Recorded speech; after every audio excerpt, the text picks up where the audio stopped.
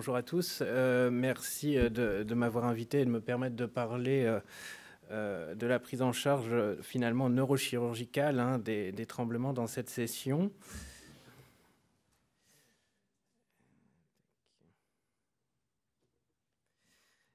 Donc finalement, ça, je ne reviens pas dessus. Mes collègues l'ont déjà bien abordé. La démarche de prise en charge d'un tremblement, finalement, la prise en compte du patient, de ses comorbidités, de son contexte aussi, socio-économique et culturel, notamment pour les techniques chirurgicales, ça a son importance.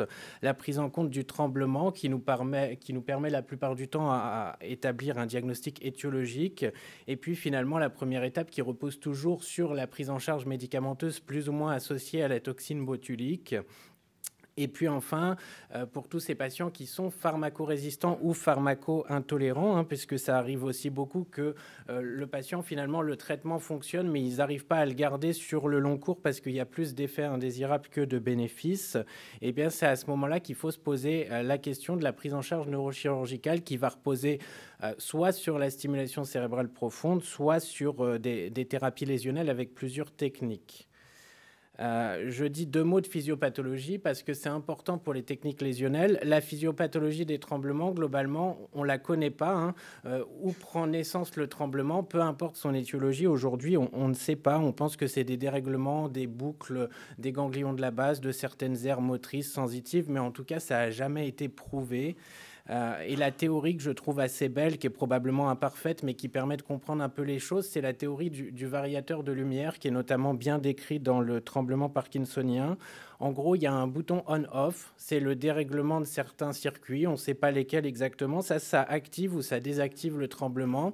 Et à côté de ça, vous avez un variateur, en gros, c'est le circuit entre le cervelet, le thalamus et le cortex, et en gros, c'est ce variateur qui va faire varier l'intensité du tremblement.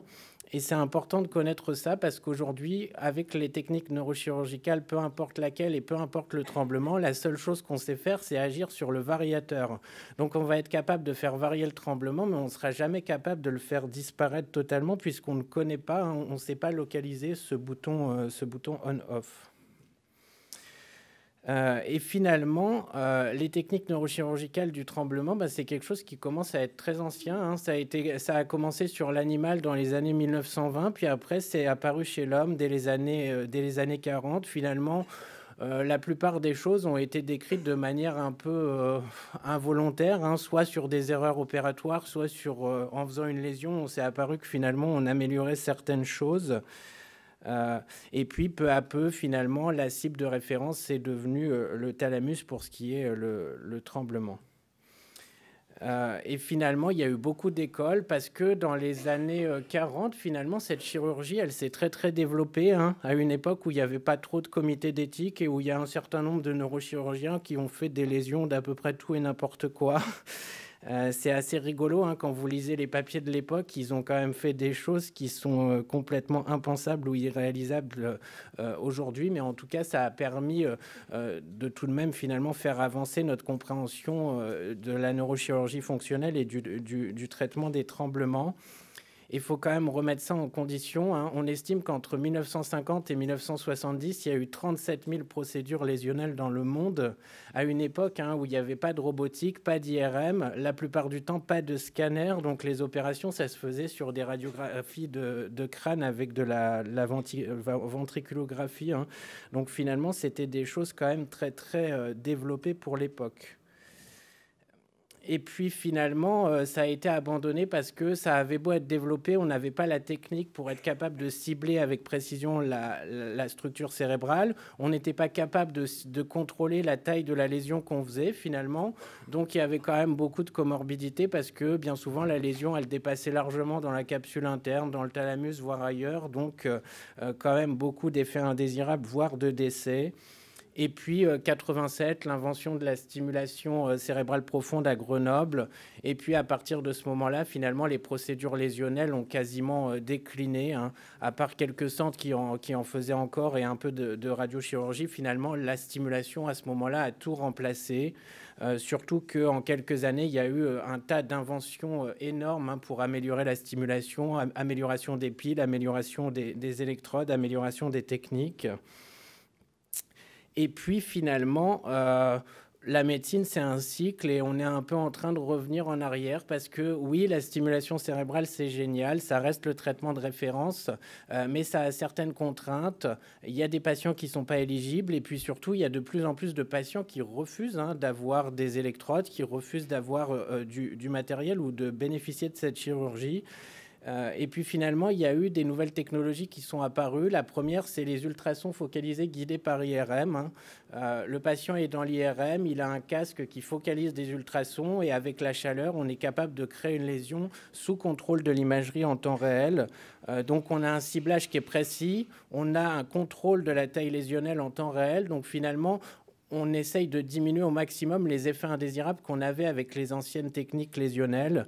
Et donc ça apparaît en 2013 et vous voyez qu'en fait, très rapidement, en quelques années, il y a beaucoup d'essais cliniques randomisés, que ce soit dans le Parkinson ou dans le tremblement. Et finalement, en moins de 10 ans, la technique, elle est approuvée pour la FDA dans le tremblement essentiel, dans le Parkinson, et elle est même approuvée maintenant pour faire des lésions bilatérales. Et donc finalement, depuis 2013, on voit revenir sur le devant de la scène toutes ces procédures lésionnelles qui avaient été un peu abandonnées suite à l'invention de la stimulation cérébrale profonde.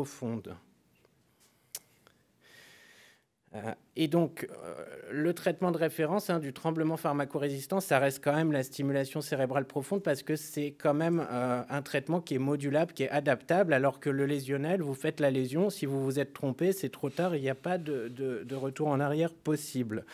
Et donc, la stimulation cérébrale, faut se poser la question de la sélection du patient, faut se poser la question de la cible, de la méthode chirurgicale, du matériel et finalement, après, des réglages qui aboutissent finalement, in fine, au résultat. Globalement, je vais parler ici principalement pour le tremblement parkinsonien est essentiel parce que finalement, que ce soit le lésionnel ou la stimulation cérébrale profonde, la plupart des données sont disponibles pour ces deux tremblements. Pour ce qui est des autres tremblements beaucoup plus rares, en fait, soit c'est des petites séries, soit c'est des case reports isolés. Donc, on va se concentrer sur ce qui est fréquent. Globalement, quand proposer une stimulation cérébrale profonde à un patient, si il a moins de 70-75 ans, vous savez que c'est toujours cet âge théorique pour la stimulation. On n'aime pas aller trop après, même si ce qui est important, c'est surtout l'âge physiologique. Vous pouvez avoir deux patients qui ont 70 ans et finalement un âge physiologique totalement différent. Donc c'est surtout ça à prendre en compte. Ça se propose à des gens qui ont un tremblement pharmacorésistant ou pharmaco-intolérant prouvé. Et puis ça se propose en gros principalement dans le tremblement essentiel et parkinsonien et après ça doit être discuté au cas par cas par des équipes spécialisées si c'est une autre étiologie. Globalement, les contre-indications, ça va être les troubles de l'équilibre importants et les troubles de la parole parce que effet indésirable principal d'une stimulation thalamique, vous risquez quand même avec le temps d'aggraver un peu l'équilibre et la parole. Donc, il faut bien faire attention chez des patients déjà avec un équilibre un peu fragile en préopératoire. Et puis les contre-indications, après, c'est surtout des contre-indications à l'IRM, à l'anesthésie, et des gens qui ont un traitement anticoagulant ou anti-agrégant qui ne peut pas être arrêté de manière au moins temporaire. La cible, si on parle uniquement du tremblement, la cible de référence, ça reste toujours le noyau ventral intermédiaire du thalamus. Même si vous savez qu'il y a quand même encore beaucoup de débats sur quelle est la meilleure cible pour traiter le tremblement. Et il y a notamment de plus en plus d'études qui disent qu'en fait, au lieu de cibler le noyau, on devrait juste cibler le faisceau dentato-rubro-thalamique. C'est très à la mode maintenant, l'imagerie de diffusion des faisceaux. Et il y a plusieurs équipes qui ont montré qu'en ciblant le faisceau, on avait finalement le même résultat, voire un résultat meilleur qu'en ciblant le thalamus lui-même. Il y a aussi la question de cibler l'aire subthalamique postérieure. En gros, derrière le noyau sous-thalamique, il y a un petit espace et il y a beaucoup d'études qui montrent que si on cible cette aire, on aurait peut-être une réponse qui serait meilleure, voire on aurait une réponse similaire avec des amplitudes de stimulation un peu plus inférieures. Donc finalement, plus de 60 ans, 80 ans après l'invention finalement de ces techniques lésionnelles de neurochirurgie, il y a toujours un débat finalement sur quelle lésion est la meilleure. Et il y a toujours ce débat parce que finalement, quand on s'intéresse aux classifications des noyaux thalamiques, vu que c'est des choses qu'on ne voit pas, en gros, il y a eu des dizaines et des dizaines de classifications différentes, ce qui rend parfois un peu la comparaison des études un peu compliquée. Je ne parle pas ici du cas du parkinsonien vraiment qui fluctue parce que faire une stimulation du thalamus chez un parkinsonien, c'est une bonne indication si uniquement il a un tremblement et que sa plainte, c'est le tremblement. Faire ça chez un patient parkinsonien qui fluctue, potentiellement, vous allez traiter son tremblement, mais quelques années après, la plainte principale va devenir les fluctuations. Donc, il faut quand même faire attention et bien réfléchir chez les parkinsoniens. Est-ce que finalement, il ne faut pas mieux faire un NST ou un GPI plutôt que de faire une lésion thalamique pure qui va uniquement traiter le tremblement, mais pas les autres symptômes. C'est pour ça qu'il faut bien discuter de ces dossiers en réunion pluridisciplinaire, parce qu'après, au début, vous traitez le tremblement, le patient est content et finalement, il progresse et après, d'autres signes réapparaissent et finalement, sa qualité de vie rediminue. La chirurgie, je ne rentre pas trop dans le détail parce qu'en gros, il y a quasiment autant de protocoles chirurgicaux que de neurochirurgiens. Pour parler de notre expérience à Amiens, nous, la chirurgie, elle se fait totalement sous anesthésie générale à l'aide du robot, mais il y a encore beaucoup de centres en France où il y a encore de la chirurgie éveillée. Pour ceux que ça intéresse, le QR code, on a fait des vidéos qui expliquent la stimulation cérébrale profonde et le parcours de chirurgie dans notre hôpital. Ce qui est intéressant aussi, c'est le matériel, puisqu'il y a eu beaucoup d'évolutions. Il y a quelques années, il y avait uniquement les électrodes quadripolaires. Et puis finalement, de plus en plus, il y a des électrodes de plus en plus complexes qui permettent maintenant de faire de la stimulation directionnelle, qui permettent de faire de la stimulation à des paramètres différents sur plusieurs plots. Et puis, depuis quelques années, les électrodes qui permettent de faire un recueil électrophysiologique des local field potential. Donc, il y a beaucoup d'innovations dans ce domaine. Je n'ai pas le temps de tout détailler ici. Pareil pour les pacemakers, il y a eu beaucoup d'innovations. Il y a quelques années, on mettait des piles qui étaient non rechargeables. Donc, en fonction des amplitudes, tous les 3 à 5 ans, il fallait changer la pile. Désormais, en tout cas, à Amiens, on met que des piles qui sont rechargeables. Donc, une durée de vie de 25 ans. Le patient, il recharge une fois par semaine et ça permet de ne plus avoir de réintervention comme ça de manière un peu chronique. Et puis surtout, de plus en plus, il va y avoir des électrodes qui vont recueillir le signal, qui vont recueillir ce qu'on appelle les local field potential, et donc potentiellement de nouvelles méthodes de réglage à venir. Le fonctionnement de la stimulation cérébrale, je ne m'étends pas dessus. Globalement, on ne sait pas comment ça fonctionne. Les gens qui vous disent le contraire, ils doivent mentir un petit peu. On ne sait pas trop. Certains disent que ça inhibe des circuits, d'autres que ça les active. En fait, concrètement, on sait que ça fonctionne parce que c'est une expérience, c'est empirique, mais le vrai fonctionnement de tout ça à l'heure actuelle, en fait, on ne comprend pas vraiment ce qu'on fait en pratique. Il faut rester un peu humble. Et les réglages, pendant longtemps, peut-être certains ont connu, on faisait des plots par plot, c'était clinique, on restait au lit du patient, ça durait des heures. En fait, maintenant, de plus en plus, la stimulation, on guide les paramètres sur l'imagerie. De plus en plus, maintenant, vous avez un logiciel, vous voyez l'électrode, vous voyez l'IRM, l'anatomie du patient. Si vous faites du DTI, vous voyez aussi les faisceaux de fibres et l'informatique est capable de vous représenter la zone que vous êtes en train de stimuler et en gros vous choisissez quelle zone stimuler rien que sur l'imagerie et après vous transmettez les paramètres sur le pacemaker du patient. Et puis l'avenir, en tout cas, il y a beaucoup de recherches actuellement sur ça, c'est ces électrodes qui sont maintenant capables de recueillir un signal électrophysiologique, ces fameux local field potential. C'est très décrit dans le Parkinson qu'on était capable d'adapter la stimulation en fonction de ces données, mais il y a également quelques études qui ont montré qu'on était aussi capable d'adapter la stimulation dans le tremblement grâce à ces données. Et donc, le but de tout ça, en tout cas le grand espoir, c'est d'arriver à une stimulation adaptative adaptative en boucle fermée, où en gros l'électrode, elle recueille une donnée, ça modifie les paramètres et ça s'adapte en permanence à la clinique, au tremblement du patient. Donc on n'y est pas encore, mais probablement qu'on va y arriver dans quelques années. Le problème principal de la stimulation cérébrale profonde, c'est les effets indésirables, notamment dans le thalamus. Ça va donner de la dysarthrie, des paresthésies, ça peut donner de l'ataxie, des troubles de la marche, qui sont quand même des choses fréquentes.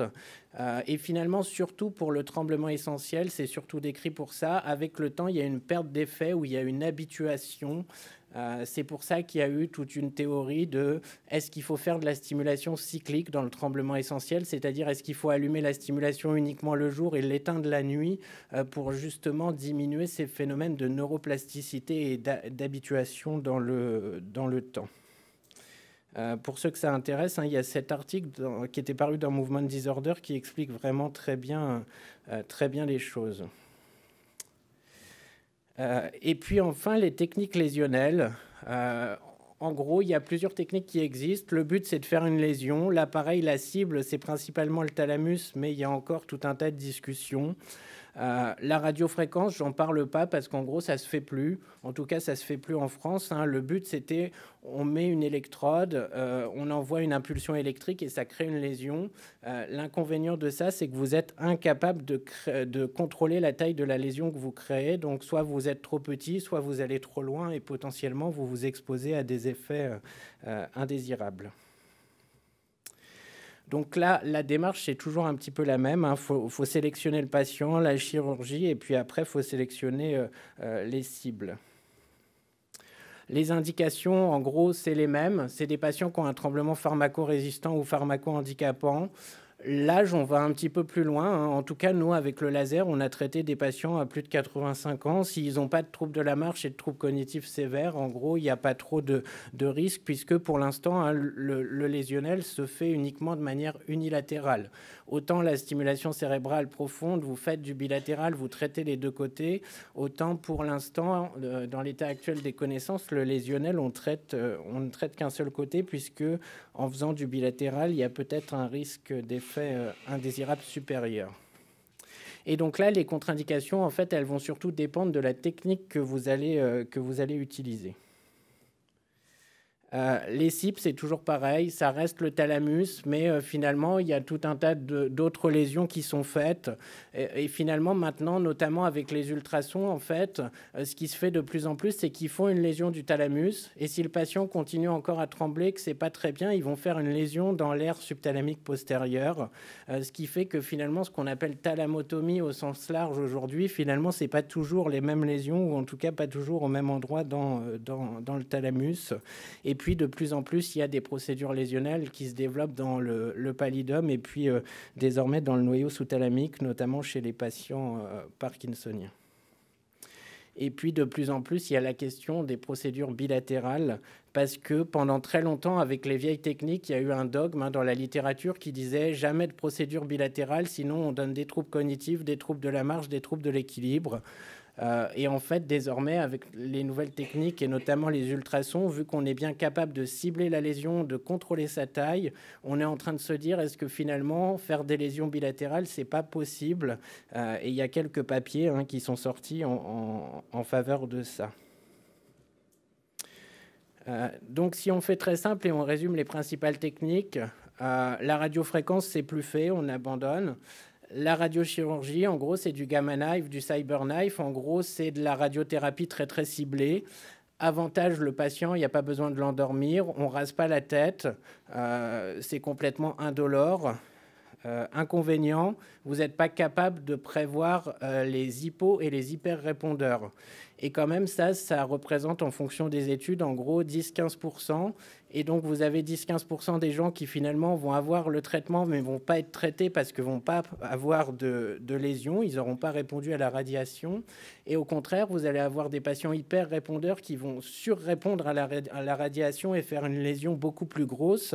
Et donc, vont développer des effets indésirables, hémiparésie, troubles de la marche ou d'autres choses. Les ultrasons focalisés, Avantage, c'est pareil, il n'y a pas d'anesthésie. Inconvénient, le patient, il est quand même dans l'IRM pendant 4-5 heures, parfois un petit peu plus. Il doit coopérer, donc pour les gens claustrophobes, c'est quand même pas super. Autre inconvénient, il faut raser totalement le crâne. Hein. Ça, faut prévenir les patients, notamment hein, chez les femmes, c'est parfois un peu compliqué. Et puis enfin, autre inconvénient des ultrasons, c'est que la possibilité de traitement dépend quand même de la densité osseuse du crâne hein, pour être capable de focaliser les ultrasons.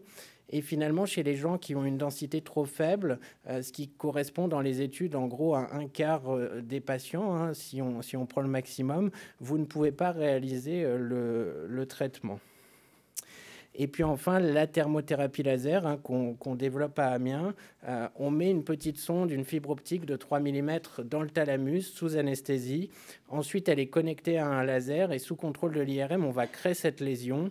Inconvénient, ça nécessite quand même une anesthésie, ça nécessite une ouverture, hein, c'est une opération chirurgicale, mais avantage finalement, c'est confort pour le patient et pour l'équipe, puisque finalement toute la procédure est réalisée sous anesthésie avec un résultat qui est perceptible hein, dès le réveil.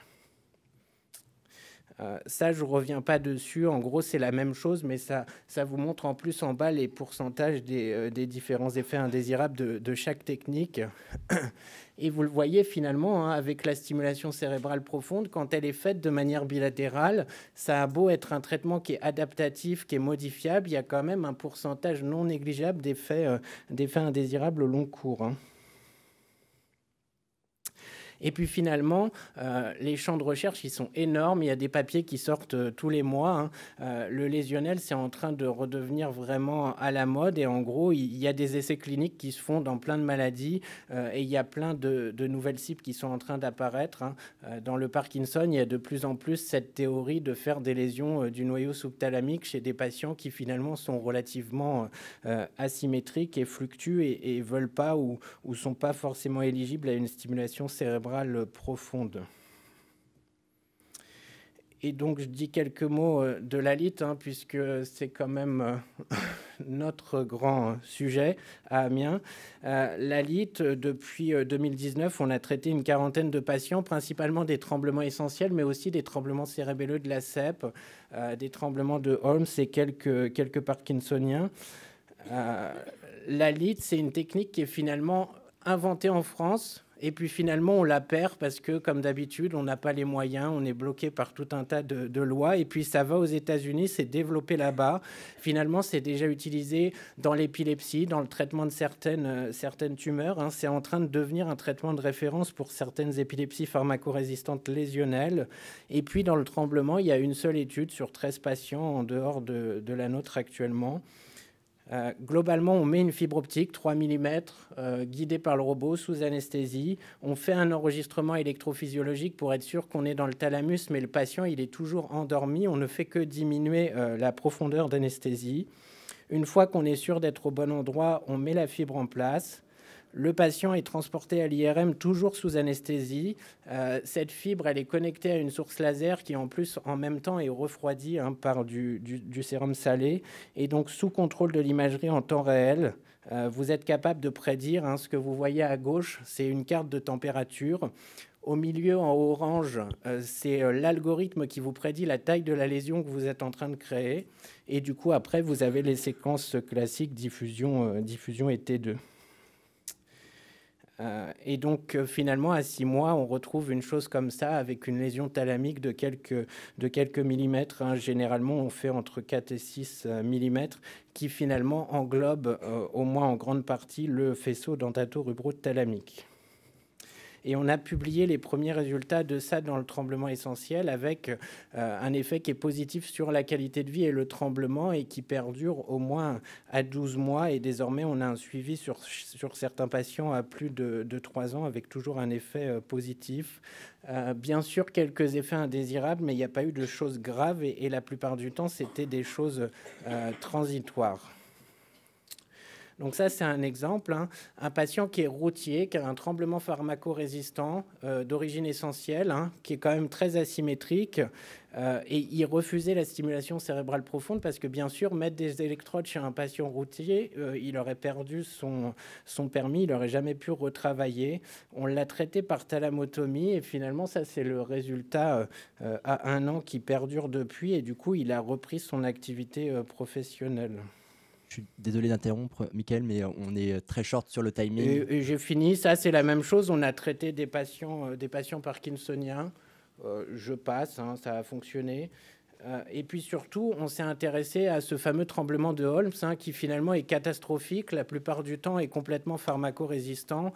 Et là, pareil, on a un effet qui est bénéfique. Bien sûr, le patient, il récupère pas la fonction, il va pas être capable d'écrire, mais en tout cas, il est capable de tenir un verre, de remanger. Et surtout, ça permet de refaire de la rééducation, ce qui n'était pas possible avant.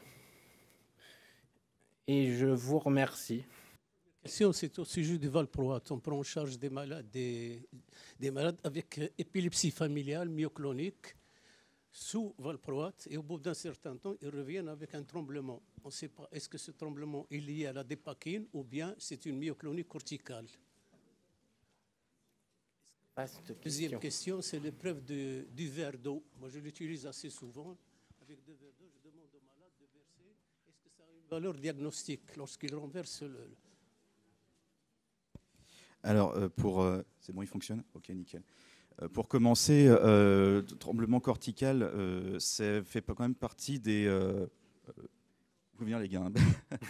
Ça fait, à ma connaissance, le tremblement cortical, c'est une entité nosologique qui est quand même assez différente. C'est vraiment des pathologies d'origine génétique qui comprennent tremblement cortical avec épilepsie aussi. Donc il y a peu de chances pour que s'il y a vraiment un tremblement qui apparaisse, qu'il soit vraiment un tremblement postural et cinétique, ce soit vraiment autre chose qu'un effet indésirable du valproate.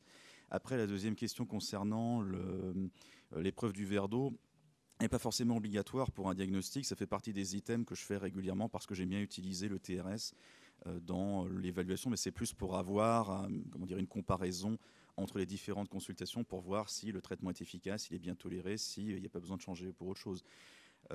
C'est surtout le fait qu'on a, lorsqu'on essaie d'étudier l'épreuve du verre d'eau, c'est vraiment voir si on a un tremblement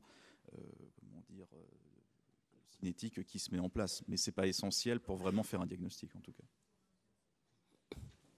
Est-ce qu'il y a une autre question dans la salle? Oui. Bonjour, merci pour ces belles présentations. Qu'est-ce qu'on peut proposer aux patients qui présentent un tremblement fonctionnel, qui est très fréquent? Alors, je suis désolé de vous dire que malheureusement, on n'a pas de médicament miracle pour le tremblement fonctionnel. La première chose à faire, c'est de ne pas se louper sur l'annonce diagnostique. C'est fondamental. Malheureusement, encore trop souvent, on galère à récupérer des patients parce que l'annonce a été mal faite ou qu'ils n'ont pas compris, qu'on n'a pas pris le temps de faire le travail correctement.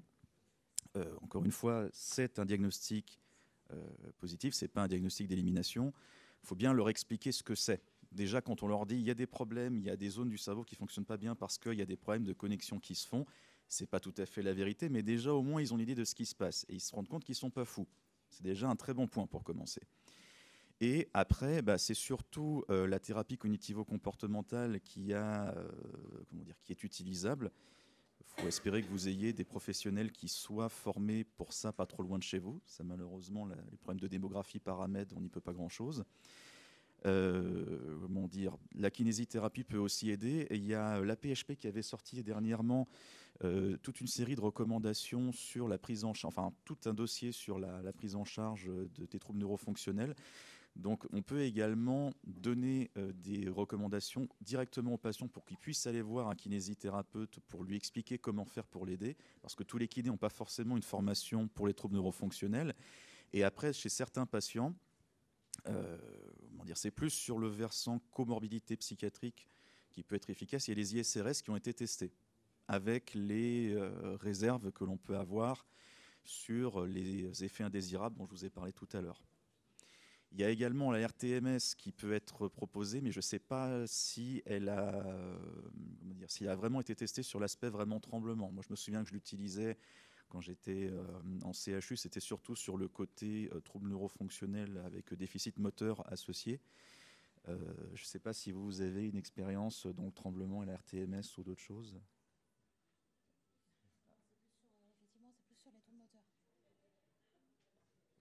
On est tous d'accord alors. Parfait, je pense qu'on va terminer la session parce qu'on est déjà over timing. Merci à tous pour votre présence et j'espère que cette session vous a plu et à bientôt.